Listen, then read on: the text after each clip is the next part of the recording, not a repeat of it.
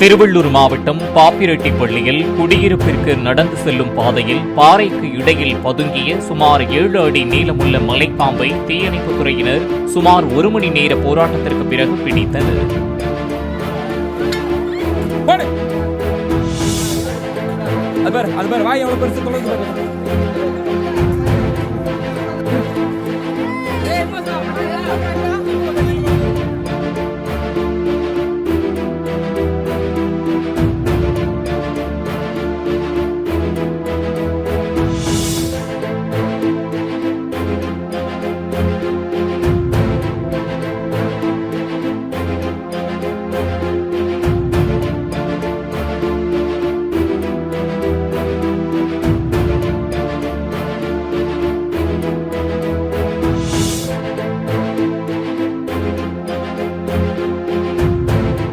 Play store மற்றும் app ஸ்டோரில் இருந்து பாலிமர் செயலியை QR கோடு மூலம் பதிவிறக்கம் செய்யுங்கள்.